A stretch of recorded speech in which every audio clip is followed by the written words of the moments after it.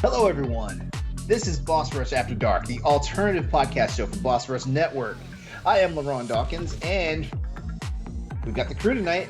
Get ready for it. First up, Stephanie Klimov, our wonderful lady boss of the Boss Rush writing team, is here with us as usual tonight. Hey, what's up, girl? What's up? Doing great. Thanks. Are you as tired as I am? Yeah, I'm fighting it. And I already had one Monster Energy drink, and I don't think I can take another one. It's going to burn holes in my stomach. Well, I'm pretty sure this guy can also agree with you on the Monster Energy drinks as well, because Corey Dierig, of course, is back with us. I'm here, and yes, So, long story short, I just opened a second one because while you guys get to go to bed, I gotta go edit the stuff for Patreon after. Hey, we appreciate you, man. We appreciate you. Don't worry, I'll be thinking about you while I'm editing, and you guys can dream about me. It's fine. You're doing the Lord's work, bro. Keep at it. And joining us tonight is someone whom you might recognize from the EXP cast. The one, the only, Stoy is in the house with us tonight. What's up, man? While you guys are drinking Monster Energy drinks, I am a man of refined taste. And I am drinking a nice tall boy of Hams, America's classic premium beer, born in the land of sky blue waters. Never heard of it. I've never heard of it. You guys are all peasants. I thought we were nerds. Or we just You live are on nerds and peasants. Or we just Nerds live and on the East Coast with our own brands of microbrews Actually, and all that stuff. I honestly don't think they sell this anywhere but Wisconsin. Because this is not good beer. This is not good beer. But it's like this is like a lawnmower easy drinking beer. Like this is the equivalent of a Pabst. So, I don't think Pabst tastes good. This is slightly better. So it's like an easy drinking beer, and it's what was in my Xbox fridge, which is like within arm's reach here. So, yeah, the first thing I did when I bought my Xbox fridge, I opened up the fridge, I put a Hams in it, and classed it up a bit. Well, awesome, man. You're a man of refined taste. Absolutely, proud of that. All right. So I got to ask you guys a question because we've been doing this Boss Rush After Dark thing for a little while now. How do we feel when we get to this part of the day / evening / night, depending on when people listen to it or when people try to check us out? So, spoilers. This is our fourth episode, and not a single episode has gone live yet. So, the first episode for patrons goes live this weekend as of this recording. So, I mean, I hope it's going well. I think sometimes I feel like we have more fun on this show than we do on the Boss Rush podcast, and by sometimes I mean every night we've recorded it. I think we do, but I think it's because like there's no restrictions to this show. I mean, there's no like. We don't have to talk about games. We don't have to talk about movies. We can talk about whatever we want, right? I mean, whatever we want. That's what the show is, and sometimes it's, upbeat and happy. Sometimes it's crazy. Sometimes it's not any of those things. But I think that freedom allows us to do a lot more, and I think that makes us excited, even though we record it, kind of. Behind the scenes, we record it right after the Boss Rush podcast every week. Yeah. And even though it's like 10:30 or 11 o'clock at night, sometimes when we start recording, it's like there's a lot of energy because there's a lot of freedom. And I think that makes us excited. Yeah. That we're not restricted. And also, I feel like as content creators for the greater part of the Boss Rush Network, I think this is a part of our therapy as for us as a group, because like we get to hang out, we get to not be strictly like video games or strictly movies or strictly entertainment and stuff like that. We just get to be ourselves and stuff like that. Stoy, this is your first time with us tonight. How you feeling? Man, I'm feeling good. I don't know what to expect with this because this is like you guys said, it's like the whole let your hair down kind of thing, and just sit, chill, hang out. I mean, I'm sitting back, drinking a Hams with my hands up on my head, just like let it all. Man, I mean, I'm feeling the vibe. I could take my hat off on this show. Nobody would ever, care. Hey Well, man, you just gotta let go sometimes, man. I know. well, Story, your boy Pat fit in real mighty nicely. Oh, God. Here Pat? Yeah, last- he had some things to say about it. He's like, I know a lot of things about Corey that I never thought I'd ever know. So I was like, oh, okay, all right. He this asked is the what I'm supposed to question. expect. He did. Mhm. He did. He did. He did. If he didn't want to He know, got he his shouldn't have answers. asked. Yeah. Yo, whoa. He got his answers. He got answers and then some. I think Oh, yeah. I think the then some is what kind of he came out with. He was like, wow, okay. Here's the thing. That- Here's the thing. There's a scene in Harold and Kumar Escape from Guantanamo Bay where the agent guy wipes his ass and sticks the paper on the table and there's shit all over it, right? And they ask him, don't you wipe? And he says, don't ask questions that you don't want the answer to. Okay. So that's my response to Pat is don't ask questions you don't want Yeah. the answer to. Okay. That's Great Yeah. visual. yeah. You have to that's not maybe not the metaphor I would use, but No, it's whatever the word is. it's what I went with. Okay. So that's what we're going with. Yeah, that's Unedited, not editing it out whatsoever. That's why it's called After Dark. Yeah. We don't get down like that here after dark. We We talk get down. I wipe We my get down ass. Butts other and- things. Talk about butts and poop and I wipe my Quirky little ass. by the way. penises and stuff like yeah. Perky little things. Jesus. Perky little thing. Because I looked it up on the internet. Yeah, because I looked it up for the podcast, it's now constantly in these advertisements. Mhm. Constantly. You Yikes. shouldn't have looked Yep. it up. Look, I thought I taught y'all better than this. Incognito mode for sure. Incognito mode. No cookies, no history. It won't even save your passwords. No. Yeah, you think I would have used it because I do use incognito mode for other things. So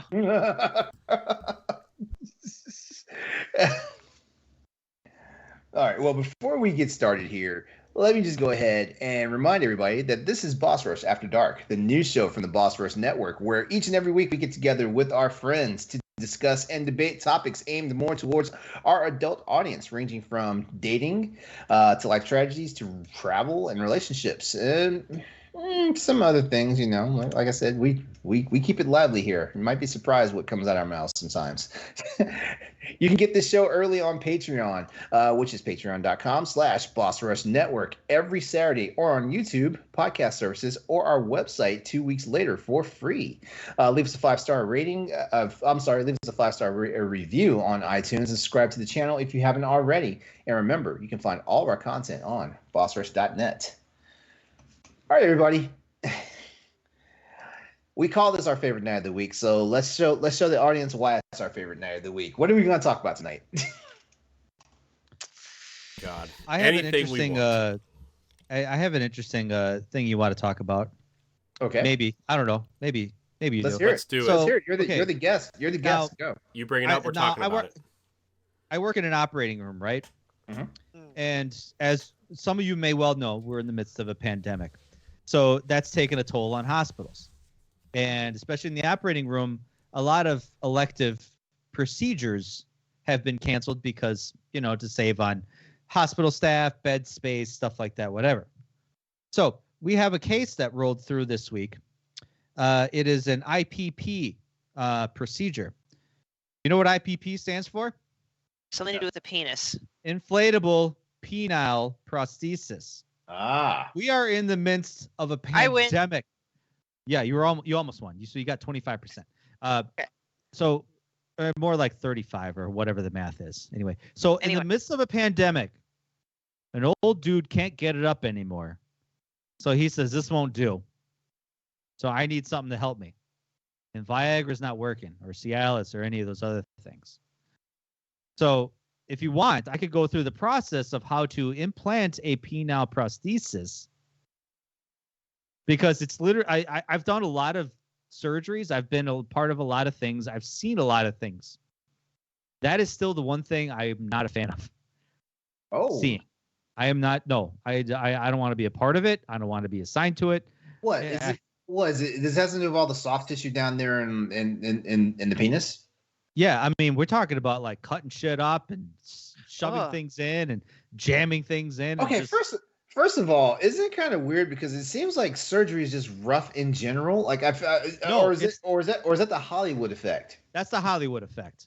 Okay, Orthopedics can be a little rough because it requires a lot of hammers and a lot of screws and drills and stuff like that. Whatever.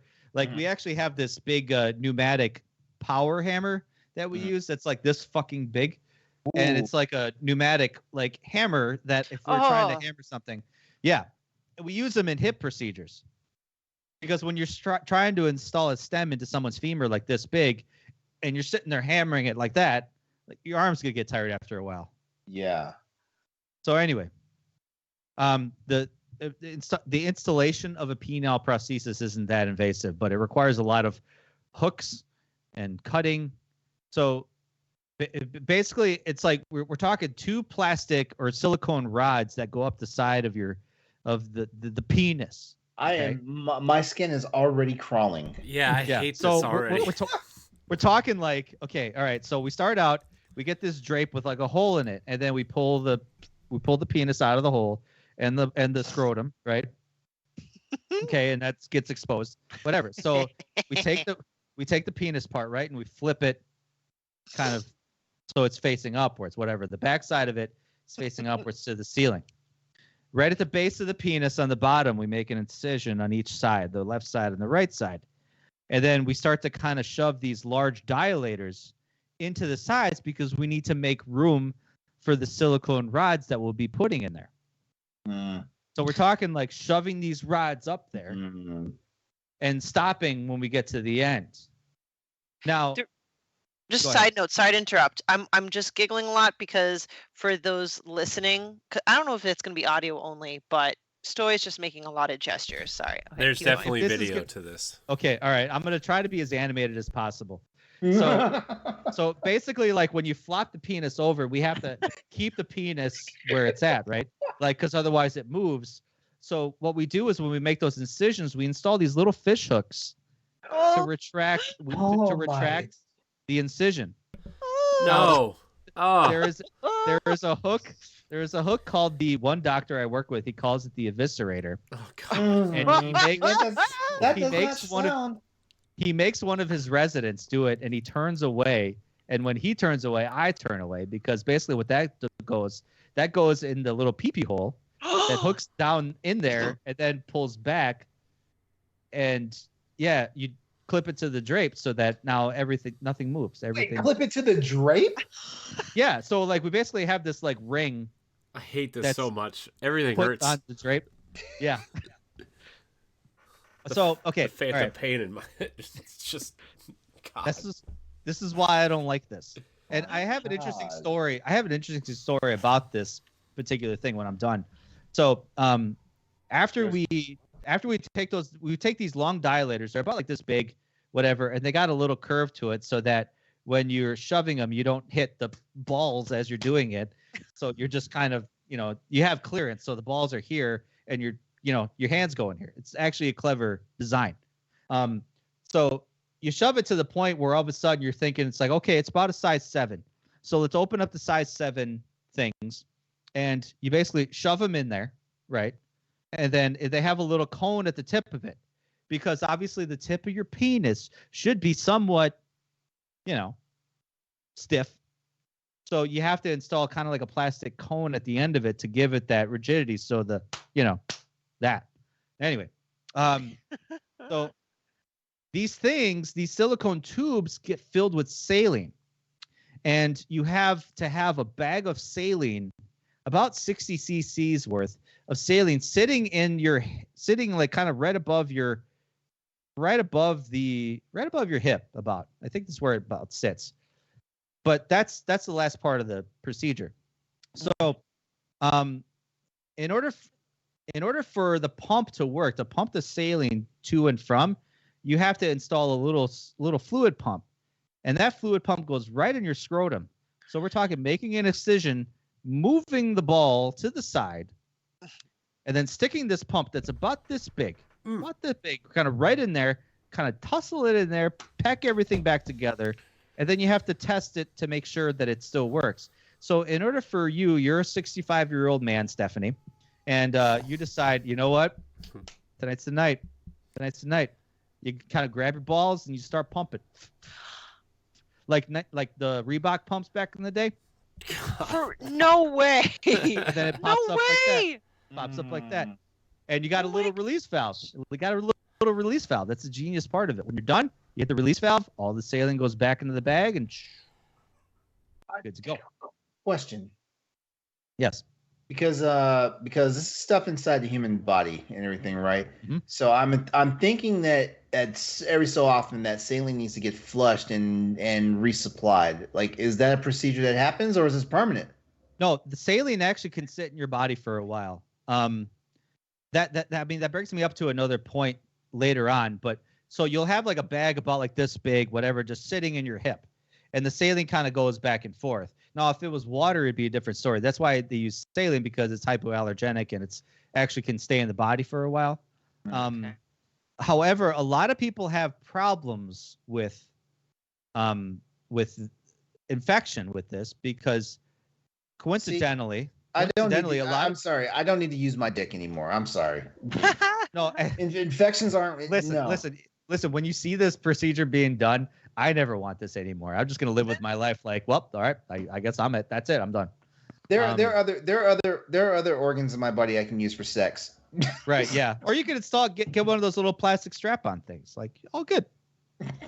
Well, I gotta say, it must be a dire situation to resort to that kind of surgery, because the Viagra stuff, like, that's pretty effective for like the majority of patients. And also, Viagra is dangerous because now I am on freaking like blood pressure medication. I can't use Viagra if I need it. Yeah. Not saying I need it. Not saying I need it, by the way, but it's already on record. It's already on record. You said it. You said it. So yeah. So basically, when you're ready to go, like I said, I think to kind of conclude that, you squeeze your balls to get it to pump up, and then you hit the release valve to just bring it back, whatever. So the best part about this, how do you get the rods to really snugly fit at the tip? Well, you take it's called a Keith needle, about this big, like a sewing needle. Oh. Now you tie a string to the end of the cone part, right? And you shove it all the way up through that, and then you pull that needle right through the tip of your penis, right through the tip. And then that way it fits all the way in there. That's the best way to do it. Oh, I hate this so much. Yeah. And you do it for both sides. And it's like, we're still doing this. You know the sad part about this, though? I guarantee you there are people out here who elect for that surgery because they're into that body mutilation kink. Well, I mean, listen, you can't be awake during this procedure. There's some surgeries you could be awake for. I don't recommend that for this one. No amount of epidural strength can, I think, prepare you for that. Oh yeah, I'm sure. Yeah. But basically what I'm saying is, like, they're like, I guarantee you, like, the amount of pain you wake up in, that probably gets some people off. Doctors have to remind people to wait 2 weeks. Don't go start boning people right away. 2 weeks is all the recovery time is needed? 2 to 3 weeks, I've heard. I'm sitting here thinking, like, I'm down for the count for at least 6 weeks. I mean, I suppose that with everybody it depends, but it depends on your healing. So, like, say for example, a lot of people can't get erections not because, just blood pressure or like, poor vascularization, whatever. A lot of these people are drug users, intravenous drug users. So this is where infection comes into play because they don't stop using drugs. Right. Yeah. So a lot of these things come back infected. Yeah. They look even worse, and they want another one. They're like, I want another one. So you have to do, these doctors, knowing very well that these are intravenous drug users, and they haven't indicated they want to stop, but they indicate, I still want another one, and I'm still willing to pay for it because no insurance company is going to pay for an inflatable penile prosthesis implant. They're not. So a lot of these people are paying for this out of pocket. That's funny because isn't everything else that that's designed for the male sex drive, isn't that basically like covered by insurance? Vasectomies are. Vasectomy reversals aren't. Oh, Ah! that's hilarious. That's hilarious. Especially when you go to the doctor and you're like 48 years old and like, I got this girlfriend. She's like 22 and she wants another baby. And I've already got 4 already here with my 2 ex-wives. So it's the love of my life. It's the love of my life. Yeah, exactly. No, I guess it makes sense. I'd be like, you made your decision already. Yeah, and doctors have to comply to it, and it's not guaranteed. It's really not guaranteed. I think even vasectomies in general aren't fully guaranteed. I think it's like 1 in 8 fail. Yeah. So, that's not even guaranteed. That's good to know. Anyway. Well, with Viagra and stuff, the industry standard for health insurance is usually 4 per month. So I don't know how that started. Like, who says, all right, well, sex once a week is reasonable. Well, how long does Viagra work for? 2-3 days? One of my coworkers told me Cialis works for 3 days. I didn't need to know that. So 1 dose of Cialis will last you for 3 days? Yeah, I didn't need to know that, but I would say that's a stretch. But hey, if it works, I'm not gonna. Well, this reminds me of a joke where the one where it's like if you have an erection that lasts longer than 4 hours, like you need to go consult a doctor. That's a medical emergency. Yeah, that really is. Yeah, because that blood is pooling, it ain't going anywhere, and that's a problem. Yeah, I like to joke around and be like, if I have an erection that's lasting longer than 4 hours, like my partner's in trouble. Yeah, right. No kidding. You're just like, get swiggity swooty, I'm coming for that booty. And exactly. Like, that's a problem. You're chasing him all over the house. He's like, get away from me. It'd be like, we got to get it down somehow. Come on. Right. Come on. Get to work. Not done yet. So funny enough, like, I don't know if you got that. There's this traveling VHS roadshow by us called Found Footage Film Fest.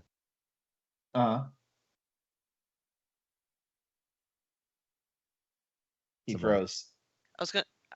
Workplace accident shows. Wait. Back that up a second. You froze. Back that up just a second. I froze? Okay. Yeah. That's what I thought.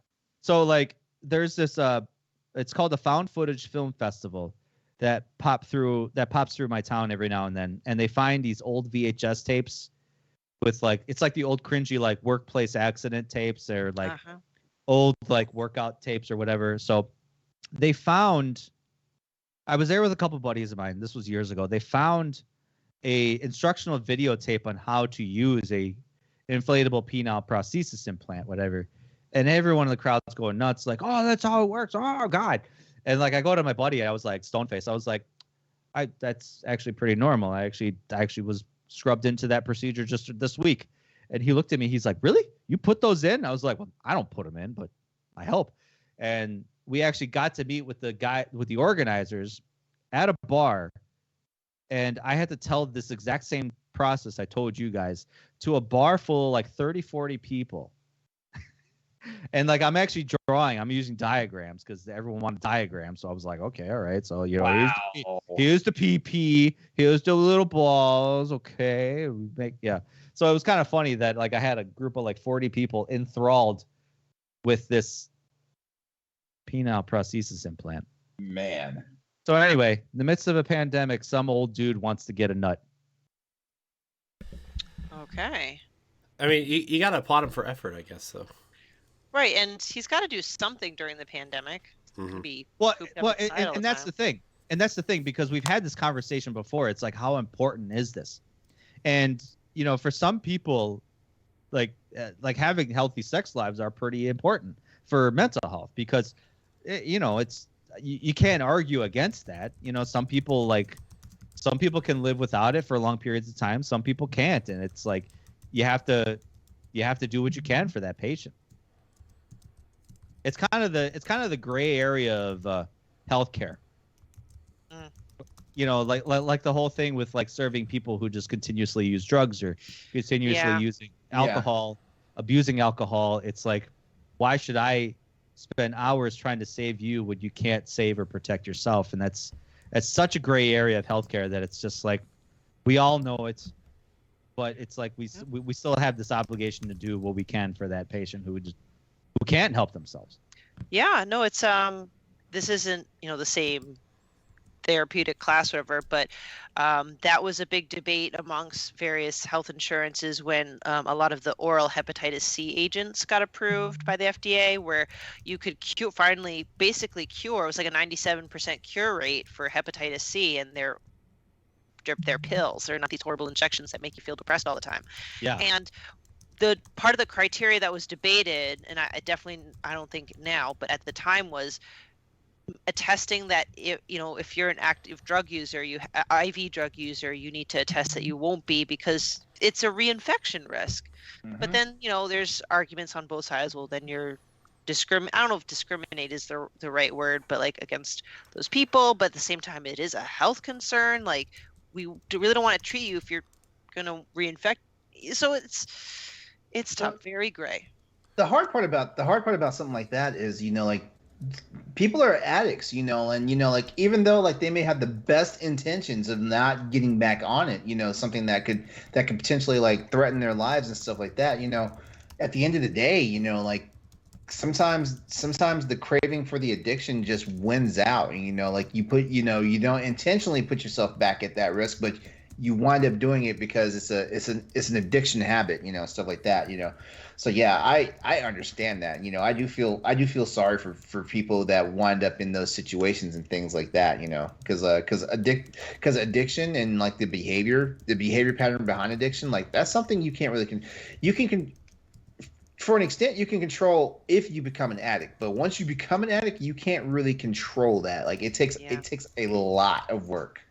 Well, yeah. And most addicts, like, they have.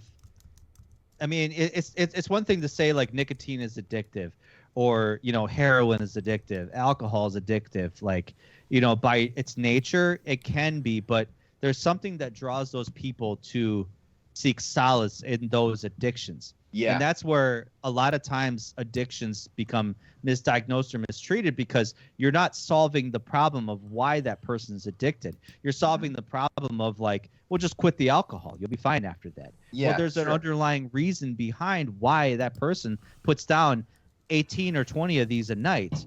There's an underlying problem that they need to have solved or fixed. And that's when the addiction starts to fall off a bit, because, that's kind of where we're failing a lot of addicts. Yeah, the relapse rate is high, and if for some reason you can get them to stop doing one thing, they just might grasp onto some other addiction. It's one thing or another. It could be like gambling or sex or something like that, Yeah.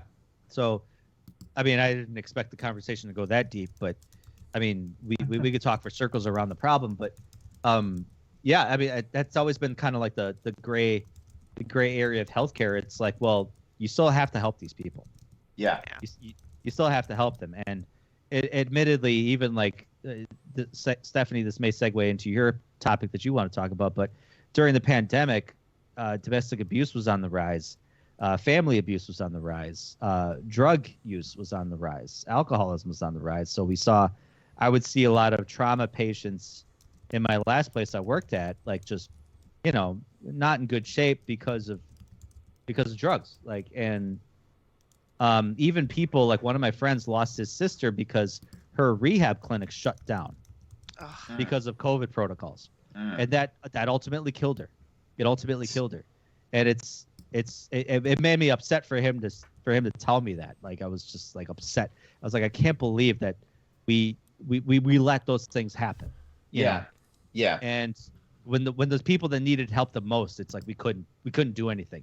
And that's the most frustrating part, is that, what happens when you don't help those people? Well, then they die.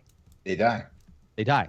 And then we sit and kind of find blame on why it failed, or maybe it's their fault, or maybe it's some other person's fault or whatever. But that doesn't save the fact that person's not here anymore.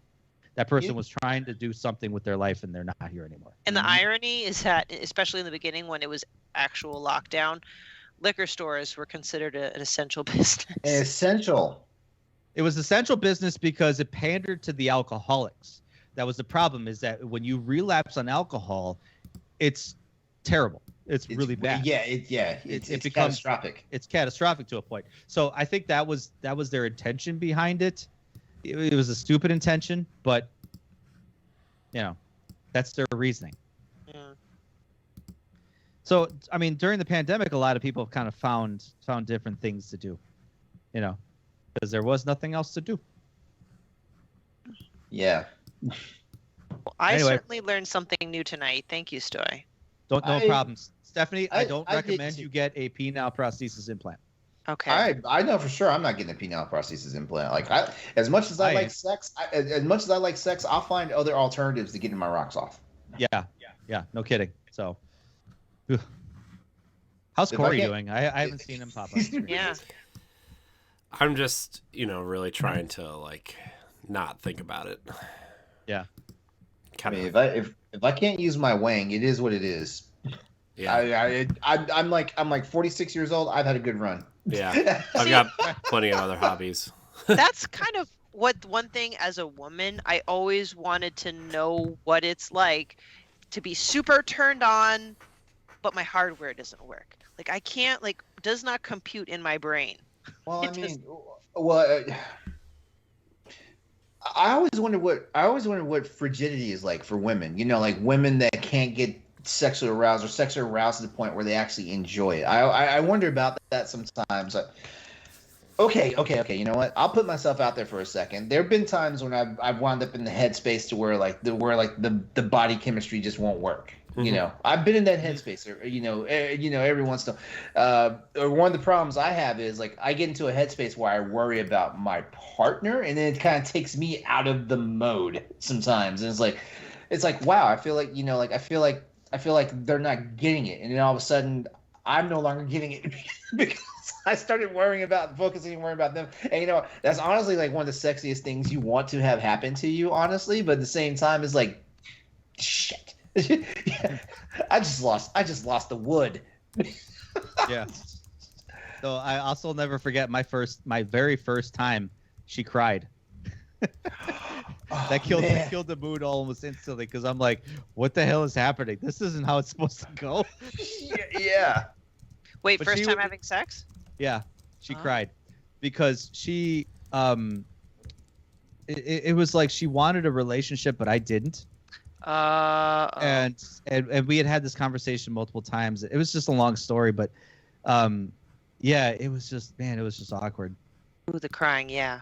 Yeah, Man, it was. Yeah. Man, I don't want to ask too many questions because the way you said that, it's like, like who's the jerk? She was. I probably was, honestly, but because I've encountered that before in like past relationships where like, yeah, kind of like to what you said, like if you're not feeling it, you're not feeling it. Like you just, you got to let it go. And some people just can't because they start to get in that mode of like, well, I could do this, I could do that, I could be this, and it's like, no, you're not understanding.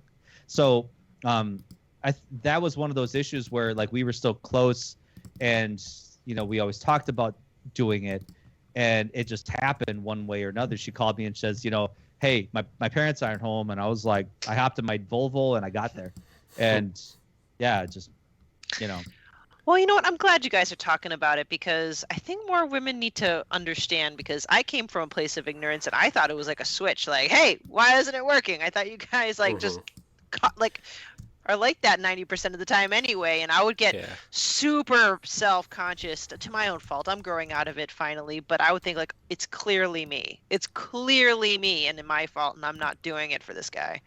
No, there's been times where like, there have just been times where like if I was like super depressed about something, and like I went through a phase, we talked about it a couple episodes ago, where I lost someone, and then I started like kind of being a real dick about dating women, and kind of like not trying to get attached to anybody, but still like wanting to like do whatever. And there were times where like I was so depressed and so down that it just like nothing was working, even to the point where like the things I was doing to try to make myself happy wasn't working. And like that included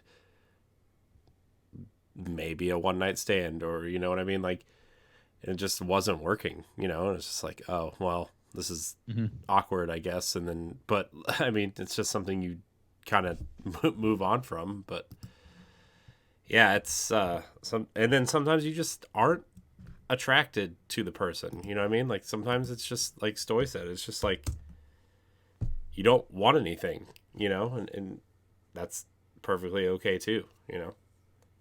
So yeah, I mean, it's it does happen on both sides, because I know of it. I mean, I've heard about it and experienced it from the female perspective, kind of like what you said, Stephanie, where there's a lot of times there's so much emotion wrapped up in sex that it's like sometimes we get so obsessed with our own that we never even stop to consider what the other person's thinking or feeling or whatever. So like, especially at that time when she started crying, I didn't understand. I didn't know what was going on. Like, I remember I tried to probe her like that entire day, because I took her out to dinner that night. And oh my God, that was the most awkward dinner in my life. But it was like I tried to understand and talk to her, and she wouldn't open up. We ended up actually circling back. We talked about it a little bit more, and she kind of gave me more insight onto what she was feeling at that time. But, you know, we were older, and I think we understood more of each other, and or understood more of the world. But yeah, it was you know, being open and honest, I guess, about like even when you're not feeling it, I think is important. Yeah. The more you know. Yeah. The more you know. Yeah. Man, we got all that deepness out of reconstructing a 65-year-old man's penis. Yeah, well, thanks, Stoy. Look at that. Hey, no problem. I mean, you know, you got to start somewhere, I guess. When did this procedure go down again? How long ago did you do this? I've done it quite a few times in my career. So, but like, and this is the one you absolutely hate. Yeah, this is probably my least favorite one. I've seen beating hearts. I've seen hearts stopped. I've caught buckets of blood, like literally held a bucket and caught blood. Like I've broken limbs. I've seen bombed out. Man, I've seen everything. I've had. Wait. You've seen what? Well, what? I've caught buckets of blood. I've seen. What did I say after that? You said you bombed out and then you stopped. Bombed out bones. Okay. It just. You know, sometimes when people fall, man, they don't just break a leg. They gotta like do like a pirouette spin thing, and like completely shatter their bones into pieces. Oof. And like, man, it's like, how the hell did you do this? Good Lord, I was just taking out the garbage. And it's the good old ragdoll physics. Yeah, were you playing Grand Theft Auto at the time? Jesus. You know. Quickly, I'll tell you my only operating room story. I was on rotations at Mass General, but I got to like look at and see other things. And I got one day in the OR, and I forgot what the procedure was, which is fine. Like, not gonna, go into details because you can't. But I just know that it involved using a laser to make incisions in the skin. The bovie? I don't know. But all I know is that the smell of essentially burning flesh made me want to puke. It is the worst smell I have ever smelled. I would rather, just thinking about it makes me want to puke. All right. Well, I'll tell you, you'll get used to it. Nope, I don't want to. I mean, I know you don't want to, but eventually you get used to it. I mean, there's a lot of smells that you end up getting used to. Some you can't, like infections. Some infections I can't. Ooh, yeah. Okay. Like infections have a smell? Well, because I guess they do because of pus. Yeah. Yeah. So, like, say for example, like a couple weeks ago, we did an amputation. We amputated this guy's lower leg, and it was bad. And it was like he poked his finger into the ankle, and it was just gray shit came out. Oh. And he's like, "Yeah, that's infection," and it just wafted the room. And it was like, oh God. Oh Jesus. If do yourself a favor and never Google necrotizing fasciitis. Ooh, that's bad. That's a bad. Okay. Fasciitis, that's muscle, right? It's underneath your skin. That's kind of like a layer underneath your skin. Yeah, fascia. That's right. And imagine what necrotizing. Dead. Yeah. So don't. I won't. Moving on. Who's got the next topic for me? Oh my gosh. I don't know if I can get over that though. Oh gosh, I can see it. Okay, anyway. Well, yeah, just oh gosh. Boobs. Right. Go to the subreddit eye bleach. That's always a good one to hit up. No. Pass. We look at. Pass. No, sir. No, sir. Okay. All right. Don't fall for it. Hey, if you're a brave enough patron out there, and you want to let us know what's up with us, hit us up on our Discord. We would. Yeah. Just don't give us graphic details. Just let us know if you've been there. Instant ban if you post pictures. Yeah, for real. For real, and there's no getting out, and there's no getting out of jail. You will not get an appeal. Yep. Ugh, wow. gross. Okay. I have no good transition for this. Like none. I don't. Stephanie played a naughty don't need video game. We could talk about that. Oh yeah, brief transition. I played probably like an hour of it, so I'm not very far in it. It's called Prison Princess. Let me see if I could pull up a little. It was on sale. This is a follow-up from our first episode talking about naughty video games. So, and on the image, it's just two busty princesses. One looks like a girly girl. One looks like an emo chick. So you gotta have both kinds. Listen, the Nintendo Switch is like full of these games. Mm-hmm. Oh yeah. Lead two captured princesses to solve puzzles and escape the Demon King's castle. Your actions alone as a hero will decide their fates and your own. A ghostly sliver of your former self. Can you rescue the princesses? So that in itself does not sound terrible, but just the images, it's just everything that you can kind of imagine of just borderline hentai stuff. So like there's a part where one of the princesses, well, first of all, you like wake up and you're in a prison cell with one of them, and she just full on gratuitous up view of her skirt. And then you have to help her escape the room, and she climbs on this statue of a horse, and then it turns on and you can just see everything jiggling, and you need to find a way to make it stop. So, You're telling me you only played an Yeah. hour of this game?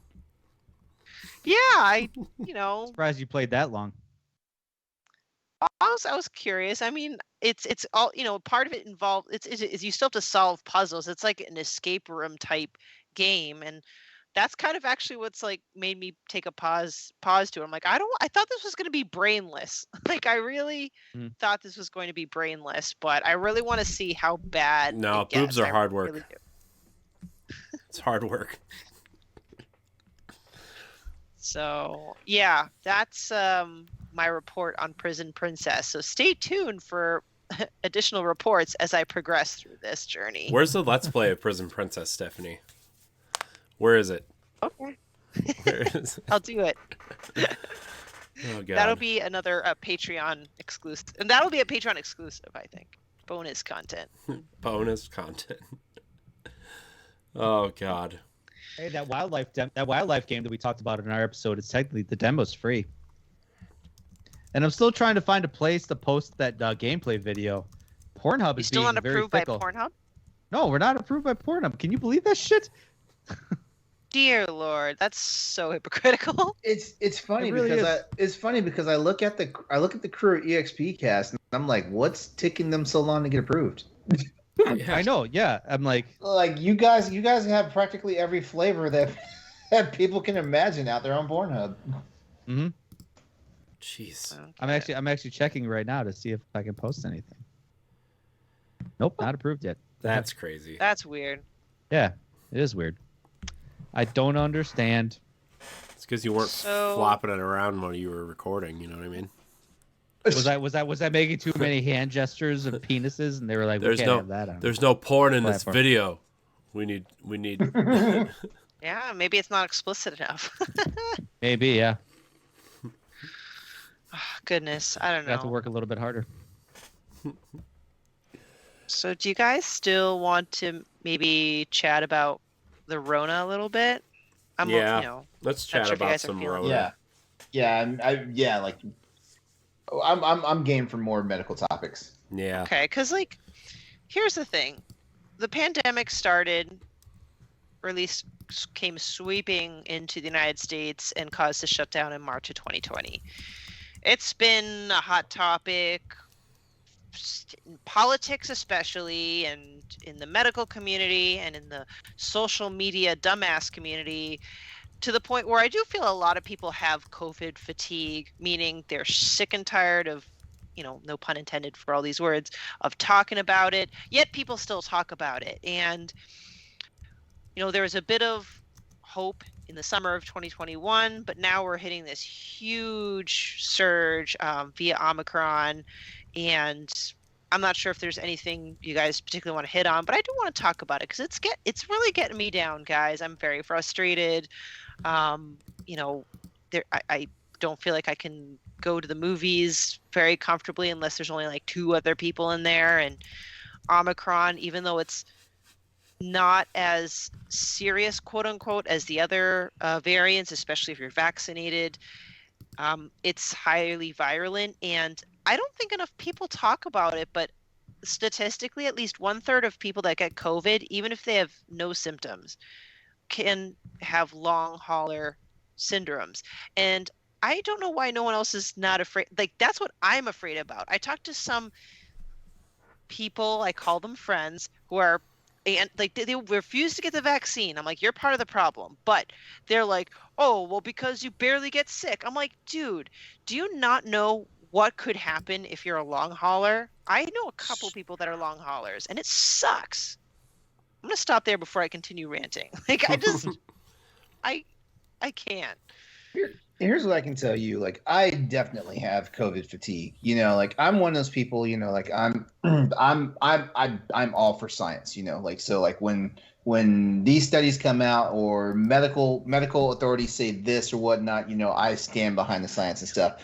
And I just sometimes just want to go fucking vigilante on some of these people out here because it's like you're the main ones complaining about the fact that we have to wear a mask, we have to stay in the house, we have to be 6 feet plus apart from people and stuff like that, and you want to take the first fucking step to get this thing out of our lives, and it just makes me angry. Like I was telling you guys before we started the show tonight that because of how people are set in their ways and stuff, like a weekly business meeting that I have to do, we had the opportunity to say, hey, we will go virtual this week for it. And people were just afraid of technology, so they didn't want to do virtual. So we wound up being forced to go back to go into an in-person meeting this week, the first week of January, where like there's a spike in COVID cases here in my state. And so the place that we're supposed to meet at, like, that place is closed because guess what? They're doing their job and not trying to spread the pandemic and everything, right? So the Weisenheimers of the organizers who decide they wanted to have our meeting and stuff, they're like, hey, we're gonna go meet at IHOP. Really? We're gonna go to a restaurant that probably is not having any restrictions right now on social distancing and stuff. We want to go there, and I'm sitting here having anxiety because like we're about to be in basically a super spreader event, and guess what? Sure enough, like IHOP was fucking slammed. I'm tired, y'all.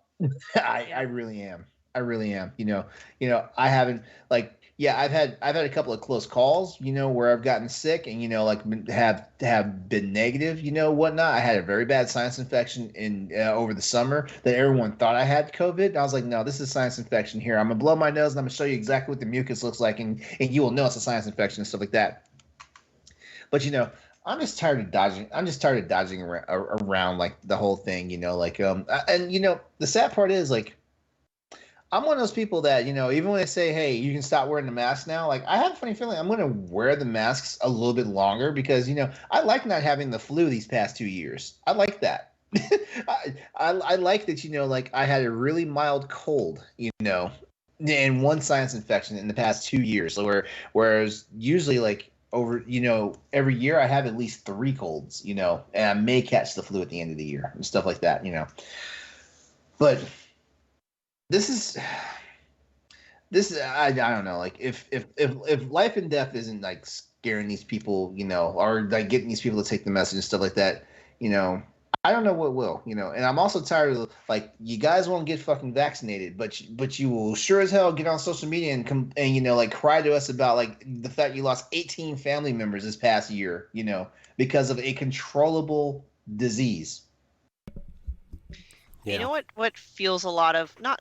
Well, some, and I unfortunately know I'm close to one person who just really gets wrapped up in a lot of conspiracy theories. Now I'm all for and just listening for entertainment, and sometimes some make you wonder, like, hey, is there government involvement to make money with vaccines? Like, ultimately, we're not going to know, but none of it's founded on actual proof or evidence. And even if that were the case, as a pharmacist, because I know about peer-reviewed articles and I know about clinical trials, like regardless of the money makers, like that's beyond me. All I know is that the science is still there. The vaccines are still there to prevent a disease that is real. Whether or not it was engineered and specifically released intentionally, broke out of a lab, or came from bats, like it doesn't matter. The point is we're in it. There is a virus, and the virus is real regardless of how it came about and all this it's just the conspiracy theories drive me fucking nuts. I can't. One thing that's always bothered me though, like it's like everybody forgot the lessons they learned about communicable diseases in 8th grade biology. Everybody forgot this shit. Like it's not that hard. Like if you have the common sense to know that using a water fountain you can catch a cold, you should already know the other basics. Like anything can become airborne. Anything can be picked up off of contact surfaces and stuff like that. Why are you stop being stupid? Yeah, and like we have I think I mentioned this like last episode or a couple episodes ago. I don't know, whenever the last time we talked about this. Like I have a cousin who is very anti-vax, very anti. She's. I think I mentioned it then too, but she probably, if she could have afforded it, she would have been at the January 6th thing at the Capitol. Like she's that kind of person, and I'm not afraid to say that about her. Like everybody in the family feels that way, but like she's very anti-vax, and like right before Christmas. So this is where it gets kind of really pisses me off. Is that so? Long story short, my other cousin, her sister, there's 5 kids in that family. My one cousin has stage 4 cervical cancer, and this was probably the last Christmas we were going to be able to spend together. So when this publishes, I don't know if she's still alive or not. I hope she is. I mean, we all have hope, but like, I mean, things happen and things don't always turn out the way you want them to, and I'm not trying to like complain about that or anything. That's life. We have to go through these hurdles, but like it's been like 4 or 5 years since we've all been together for Christmas, and this was like our last chance to all be together for Christmas as a family, all the cousins together, just because we don't know if she's going to be here next Christmas or not. And not only is she not vaccinated, she went out with somebody who was COVID positive at one point the week before Christmas. Her son tested positive for COVID and had the balls to take her kids to church that weekend. Oh my gosh. COVID positive. And I'm like, what are you doing? Why? You're the problem. Yeah. Like, what are you doing? This was our last chance as a family to like be together, and you totally ruined it. You ruined it. And like, don't get me wrong, everybody that was there had a great time, and we were all like happy to be together and see each other and stuff. But like, when you do something like that and you knowingly doing it, and like all she wants is like attention and all eyes on her, and she's one of those people that goes on Facebook and complains about everything, and I'm the best at this, and whatever. She's done a lot of shitty things, which I am not afraid to talk about on this podcast, but I'll save it for another time. That's just negligent. Yeah. And it's like, Yeah. and she was mad that we wouldn't let her come over for Christmas. And it's like, I'm like, It's your damn fault. I'm like, your sister just went through 3 bouts of chemotherapy. You Yeah. literally being in the same room could kill her. Mm-hmm. You know, like, don't be that person. We know you're that person all the time. This was not the time to be that person. And like, you know, now, like, I don't know.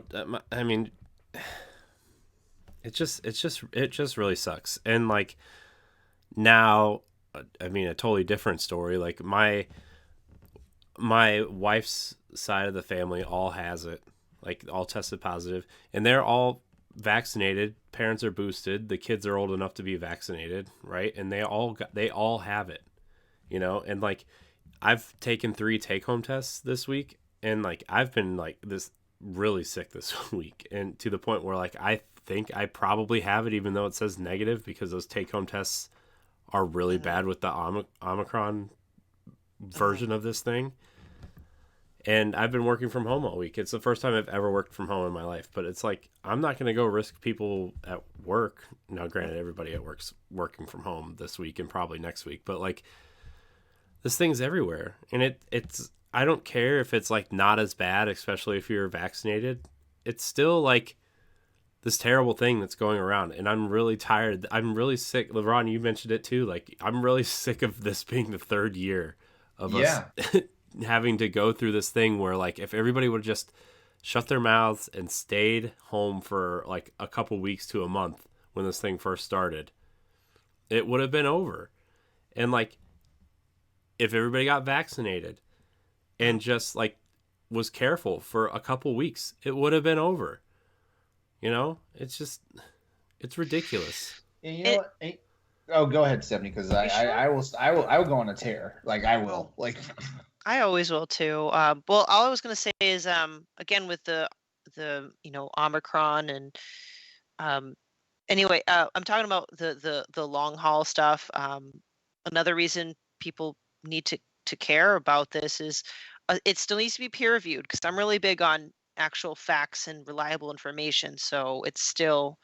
But a recent study is now finding one of the possible long hauler effects is the antibodies that your body produces from the virus post-virus has like almost like autoimmune properties, meaning these antibodies also have the ability to attack your own cells, which will lead to earlier signs of arthritis or something like that.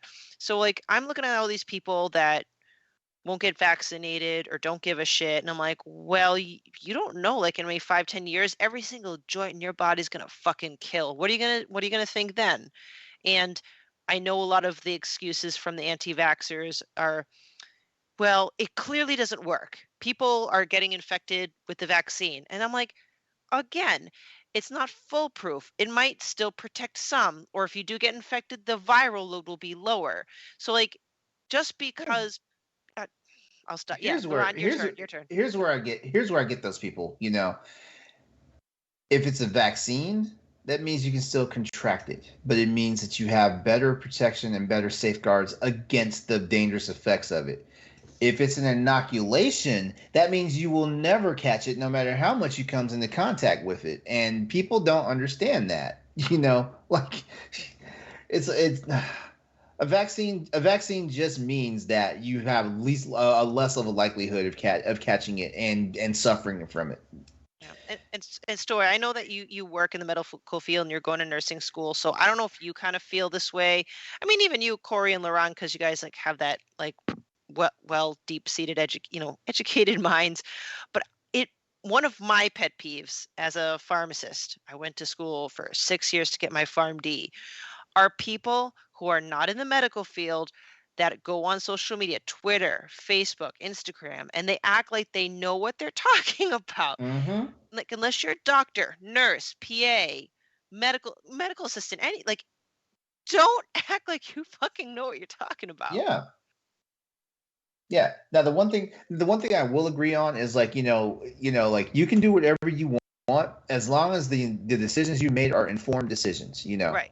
You know, if you feel for what if you've been informed that any of these vaccinations for COVID, you know, if you've been informed by a professional, any of these vaccinations for COVID could put you at risk, you've made the informed decision right there to not take it, you know. But an informed decision isn't like, you know, like for the stupid ass shit like we heard Nicki Minaj saying that her cousin's balls swelled up 4 times the size of, like the norm after he got the vaccine. That's not informed. No, that sound honestly, it sounds like he already had an STD when this shit happened, you know. Yeah, could have been a coincidence with timing.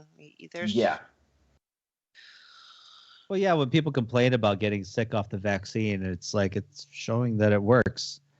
You know, the problem I always have, and generally I ignore the people that think they know of it all, because admittedly I don't know it all, and none of you guys know it all. You know, there's a lot of people out there that are much smarter than us that know more about how to disseminate through all this data and all these findings and everything like that. I do have a problem with, and Stephanie, I don't know if you could speak to this, is some of the peer-reviewed data that has come out lately has been a little bit like, that's what we call peer-reviewed now, is looking at a few questionnaires and thinking this is peer review. Like, I'm not a fan of that. I'm a fan of more like practical science and measuring techniques, as opposed to just having people filling out a questionnaire and then trying to correlate the data. But that's a whole nother point altogether. Forget where I was going with this, but I tend to ignore those people because they don't see it, and the problem is that they don't want to listen. Don't want to look for the answers, because the way I look at people sometimes is people are more emotionally feeling driven as opposed to rational. So when they see a virus going out, they think to themselves, not in my lifetime, not in this world that we live in. We can't be subjected to this deadly virus. That's crazy. Nothing about this makes sense in my own world. So it doesn't feel right to them to have to kind of take precautions when they go outside, or to try to not take their loved ones to church, you know, because especially if they feel sick. Well, I don't feel sick, but you still have it. Like, they don't feel like it's, you know, a bother. So they don't feel like it makes sense to them. They don't think, people most of the time don't think rationally. And that's kind of always been the problem that I've had lately of people, is like, you know, the answers are out there, but you don't want to look for them. You don't want to do the research. We had a discussion with a nurse at work one time who argued about the vaccine, who said, well, they're not collecting data on the vaccine side effects. And in the matter of 2 minutes, another nurse in the room pulled up the data on the CDC website and said, here it is right here. Here it is right here. Look at it. So she grabs the phone and she looks at it and she's like, all right, you're right. That's where it is. And she, you know, obviously rationally said, okay, I'm wrong. I can change my mind. Being wrong about something doesn't necessarily mean you're a bad person. It's just you have to find the answers. But 9 times out of 10, most people aren't going to find the answers. They're going to want to go to those groups, go to those people that are going to validate their own feelings, their own answers. Confirmation bias. Yeah, confirmation bias. That's exactly where I was going to go, because, you know, it's so prevalent in that nowadays, if you have some crackpot theory or some crackpot idea, you can find a Facebook group, you can find a Reddit group or a subreddit or something like that that's going to validate and make your point even stronger. And those are the people that you can't argue with. And that's why I don't.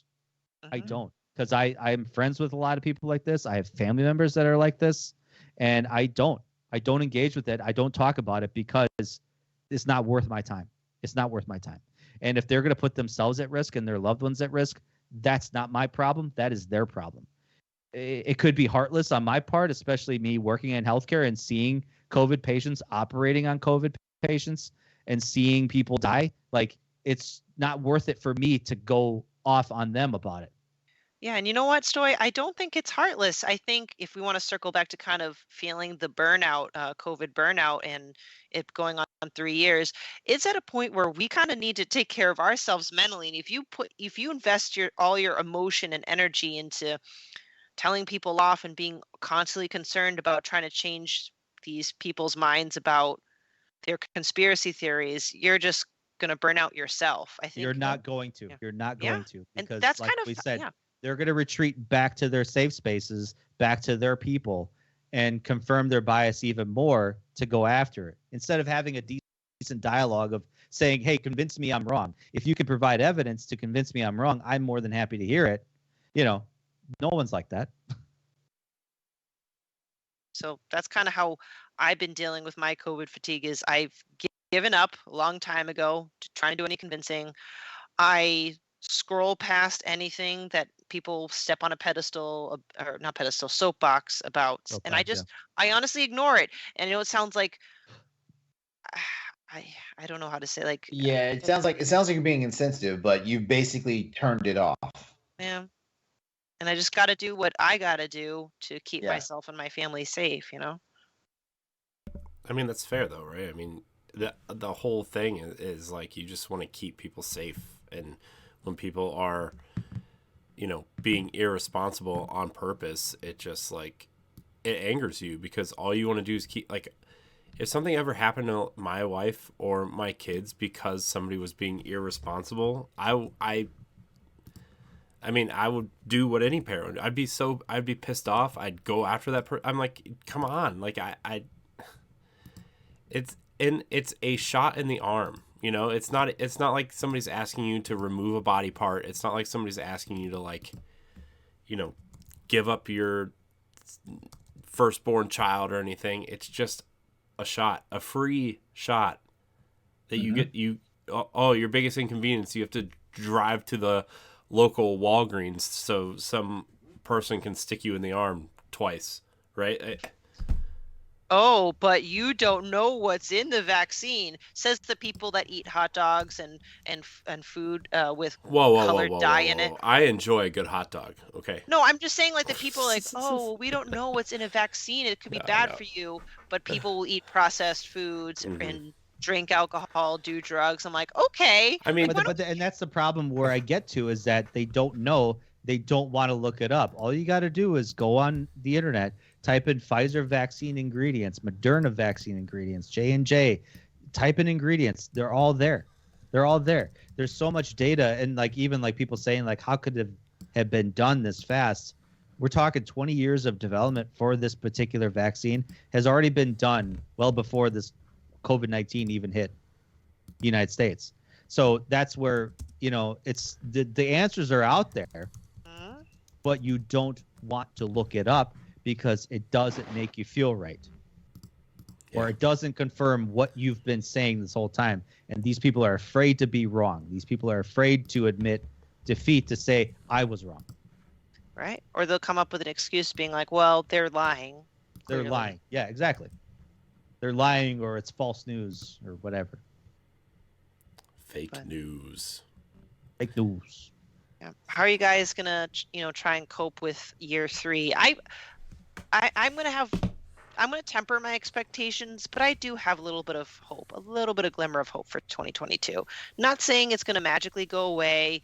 I'm thinking it's gonna trend more to being endemic, but Well, we kicked the Spanish flu in 3 years, and that was without a vaccine. Yeah, and the Spanish flu was a lot more virulent. You know what? The main thing I take solace in is the fact that COVID is now a pandemic of the unvaccinated. I take solace in that, because 100%. Actually, more like 90%. Because I think like the hospitalization rate is like 85 to 15, 85 unvaccinated. Yeah. There's only so much that I can do. Like, I will try my best to keep myself protected, my family, my friends, my loved ones, from being infected and stuff like that. But at the end of the day, like, if it's your life. Do what you want to do with it. Things like that. Like, just know. And here's the sad part. The scary thing about it is, like, like, you get COVID, you recover from it. they don't know what the long-term ramifications are, on your organs and your body system, are, and this is at worst if you catch it, you're not vaccinated and your body gets ravaged from it, and things like that, like I just saw in the news, I want to say it was World News Tonight, like they were talking to some people that were a year one infectee from COVID, and how their lives have changed, and it is horrifying, like how their lives have changed, and when I say their lives have changed, I'm not talking about like the fact that they may have lost somebody in their life, but what has happened to their bodies, like chronic issues, things like that, and stuff like that did not have to happen. Yeah. I actually have a very close friend. He's like my best friend. He caught COVID because he just works a job that involves people commuting. So he sees a lot of people. Got COVID. COVID itself wasn't too bad. Now he's out of work. He's on disability because he has these horrible heart palpitations, really bad vertigo, just constantly dizzy. And he never had that, no like health condition pertaining to that prior to COVID. And he's like in some COVID studies in the Boston hospital systems because they're trying to see how long he has to put up with that. We don't know if it'll be lifelong, but he's like, he can't even work out. Like his body gets overly fatigued with the mildest of exercises. Mm-hmm. Like his whole lifestyle changed. That's a shame.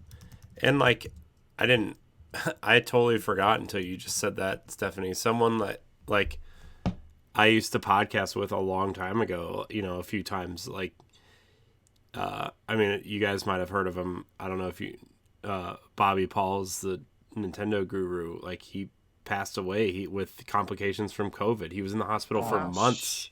Yeah. And Wow. like he like his YouTube channel totally blew up in like 2018 or 2019, and in 2020 he passed away. And I didn't know him quite as well as a lot of my friends did. Like, I really only talked to him a few times. We've been on podcasts together or anything, but like he was an important part of like what I guess we used to call like the indie podcast space, where like Secret Friends Unite and the podcast group I used to be part of, and Warp Whistle, which is that kind of got absorbed into Secret Friends, and Phoenix Overdrive. There's just like this small group of people who would always kind of like collaborate with each other, and he was a big part of that, and he built such a huge community and huge following, and he passed away from complications from COVID before we were able to get vaccines and stuff, and it impacted so many people to the point where like major outlets were writing about his death. Like there's a big article on Nintendo Life about him. And his impact on people, and I know a lot of people that I still talk to today, I still think about him all the time, and it's like, man, this has affected so many people in so many different ways that we're tired of talking about it, but we're tired of talking about it because it's affecting people in real ways. Yeah, but it's still nice to talk about it because there's that other dark side of the pandemic is not just the infection itself, but mental health has taken a toll on just about everybody. And we're especially kids too. Like that's maybe a whole nother topic for another day, because I feel like that could go on forever. But people mentally, it's not natural for us to be cooped up all the time. It's not natural for us to, for example, always wear face covering and not see facial expressions. But obviously it's necessary. I'm just saying, like, it takes a toll. Mm-hmm. And we got to make sure we all do our best to kind of continue to seek therapy or start therapy or find hobbies to help cope with it. Could be video games, could be anything. Like during the 2020 lockdown, I started gardening, which I never probably would have wanted to do or did well before, but it was so therapeutic because it was outdoors, fresh air, meditative. I don't know where I would have done without it. Plus my therapist, but yeah, it's wild out there, man. Everybody be careful, please. I mean, be responsible, right? And just be responsible, I don't know, just bothers me. yeah, be responsible. Science, facts and be open-minded. Yeah. I like seems like basic stuff, but I would say, if you're unsure, Google this stuff. But you know what? People don't even Google correctly because like no. they take the first thing they see at face value and they don't. You know, it's just like how'd you pass classes going? When you were in school, you did the research. And you didn't just pick up the first thing because like your teachers would call bullshit on you if you pick up the first thing and you just regurgitated that shit. Like the same stuff that we did for 12 years of schooling, well, 13 years of schooling, like that shit still works in this day and age and stuff like that. Like it's your life, it's your health, it's your family and stuff like that. You got to care about something. Just I guarantee you if people's dogs and cats were dying of COVID, people would be taking more action. Yeah. I think that was one of the first news stories to come out to say dogs can't catch COVID, and every dog mom was like, "Oh, thank God." Yeah. Ugh, gosh. I'm going to tell you though that there is a lot of good news in this whole thing. It's hard to see the silver lining of all this, but especially since sometimes it hits close to home to all of us. But there is a lot of good news in the things of, vaccination rates have obviously skyrocketed. I think 73% of the U.S. population is actually vaccinated. Mm-hmm. And that's a great number from like 6 months ago, where it was like, I think sitting at like 50. And deaths have been, even though numbers have spiked, deaths have not. Deaths have actually maintained a steady course. It's not to say it's good, because one death is bad. But the fact that even though rates have skyrocketed in not only hospitalizations, but in infections, most symptoms have been mild and deaths have basically stayed stagnant. So there's tons of research too going on about treatment. I think convalescent plasma has actually helped a lot in recent years, or in this recent year with treatment. And I think there's that other like oral pill that they're still trying to get FDA approval on. Yeah, they just placed the EUA on that emergency use authorization. So, I mean, there's, like I said, I mean, we could all sit here and be doom and gloom about it. And like I said, COVID-19 ain't going anywhere for a long time. We're going to see multiple variants across all boards. So it's just a matter of, kind of learning to live with it now. And that's why you got a lot of people crying at the government to say, do something. And it's like, there's nothing that can be done at this point, and there was no way to stop this period. There was no way to stop it. Yeah. It was going to hit her. Once this came out, a lot of people denied that it was going to come to our shores, but it was coming, and it was going to. And that's the dumbest shit. That's the dumbest shit. Who in their right mind thinks that a disease is going to be like part one? It just isolated in one part of the world. There's no. Admittedly, it does. Like, I don't know if you remember the Ebola scare in the early 2000s. That was a real thing that a lot of people thought was going to happen. And thankfully, it stayed mostly in Africa. But Ebola is obviously less transmissible than the one of the other recent coronavirus, the bird flu, that stayed entirely in China. Is Ebola a novel virus? Yeah, it's a novel virus, so it's a bloodborne disease. Okay. Yeah. Okay. But the bird flu, it stayed, I think, mostly entirely in China, and that was a coronavirus. And I think the swine flu hit the United States, but it wasn't as transmissible. Yeah. So I mean, we've had a lot of different like little tiny pandemics and stuff that disease spreads, but they've been quelled pretty quickly. So it's just a matter of, this is what we're just going to have to live with. We're going to have to live with this probability that we're not invincible. We're subject to this kind of shit, and it's going to be staying with us for a while. And people need to kind of understand what needs to be done. I'm not confident in humanity that a lot of people can do that, but it is what it is. I have a very negative viewpoint on a lot of this, on people in general, and I think it's only been compounded over the recent 2 years. So You're not alone. Hence agree. why I don't talk about it, because I hate talking about it. You're not alone. I mean, growing up, I was an idealist and optimist, and I don't think I could have a lower opinion of humanity at this time. But I still have those silver linings once in a while. So I'm glad you brought that up, because you're right. There are some benefits to that, and even though people, poo-poo on scientists not knowing anything, but we're still gathering data, and we're an impatient society. It's going to take time for us to gather reliable data and study it, and then we will eventually use it to our advantage when we have enough information. So I'm going to tell you the one place I always go to, and I've told this to a lot of people, especially in the beginning. I've always been a fan of Johns Hopkins University, and I've read their stuff for years, and they've been a really good go-to source for a lot of me finding out what's going on with studies. CDC does a good job of reporting data, but they don't report.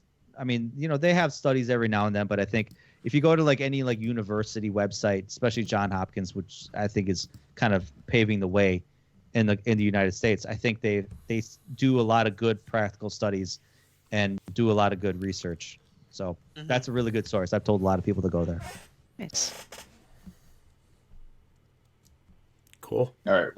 Well, just like my fatigue for COVID, I have fatigue for this conversation now. Yeah, let's wrap it up. All right. This has been a fun show, but as always, it's time to wrap up. So this has been Boss Rush After Dark, the alternative podcast of the flagship show for Boss Rush Network. We'd like to thank you all for tuning in and listening to the show. Thanks again to all of our patrons out there. We appreciate you. Without you, this would not be possible. So keep that light on for us. And before we head out, here's how you can connect with the members of our panel tonight. Stoy, guest of honor, you're up first. Well, you can follow me on the EXP Cast, Facebook, Twitter, and Instagram at EXP Cast. I'm also on Arsenal X, and you can follow me on my personal Twitter and Instagram at Stoy MKE8. All right, Stephanie. I'm putting Stoy MKE8 because I want to look at the motorcycles. Yeah, I got motorcycles on my Instagram. You can find me on Twitter and Instagram. No motorcycle pictures, though. At Klimov, KLIMOV as in Victor _author. You can also find my articles on busrush.net. Corey. You can find me at IamCoreyNHD on Twitter and Instagram, and you can find me hosting the Boss Rush podcast and Arsenal X every week. Right. And as always, you can find me on social media, Twitch, YouTube, and various gaming platforms at Exodus803, EXODUS803. Also, I am also one of the members of Crossroads PlayStation Podcast, which can be seen Tuesday nights at twitch.tv/Exodus803 at 8 p.m. Eastern Standard Time. All right.